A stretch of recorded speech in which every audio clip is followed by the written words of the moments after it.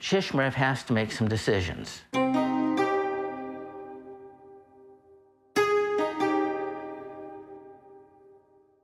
Will they relocate, or will they stay where they're at and sort of what we call stand and defend? That's totally affected the community in the past. Just the word relocation. Shishmaref received a revetment, and the revetment was designed to allow them to have some time to keep their community safe while they went forward in relocation. The organizations that are not from here misunderstood that we'd be moving it 1 or 2 years back then, and we're still here.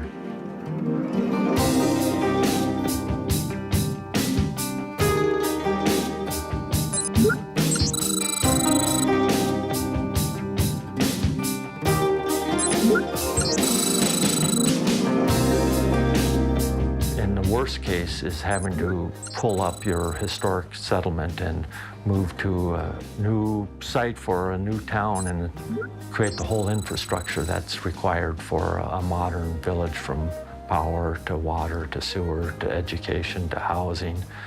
And that can be extremely expensive, and we don't really know where that money's going to come from. Shishmaref residents are deeply aware of these challenges, and many have become skeptical of help from the outside. The champions on the government side that worked for us in years past, they're gone. The late Senator Ted Stevens, he helped out most of the communities with all kinds of projects, seawalls, clinics, whatever was most important for each community. Tell you what, he was in Shishmaref probably 6 or 8 times a year. The thought is now more, hey, wait a minute, there's no one out there that's willing to help us in this situation.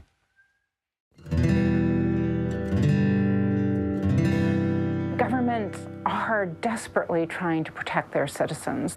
They are trying to raise awareness of the consequences of us failing to mitigate our greenhouse gas emissions. My name is Robin Bronin. I have been doing research since 2007 on the community relocations happening in Alaska. Relocation is always the last resort. The challenge is with sea level rise and with our technology, we don't know how long people will be able to be protected in place. And now government agencies are doing their best, but it's taking an extraordinarily long time because there's no relocation institutional framework. No government agency has the mandate, right, to relocate them. If relocating just one community is so complicated, what then is the fate of so many other coastal cities around the globe? Alaska is the harbinger of what's coming to the rest of the world because of climate change, because of accelerating rates of erosion, because of sea level rise, permafrost thawing, right, and decreased Arctic sea ice. Those issues are going to manifest in other coastal communities, in particular around the world. And by the time proper funding kicks in and entities are set up to oversee relocations, places like this may just have to grin and bear.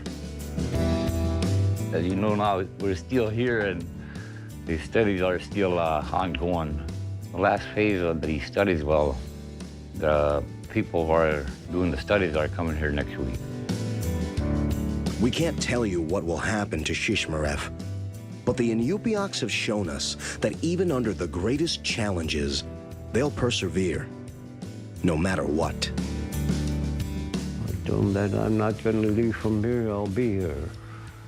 Even when they talk about relocation on the village, I would tell them, I'm not moving out of here.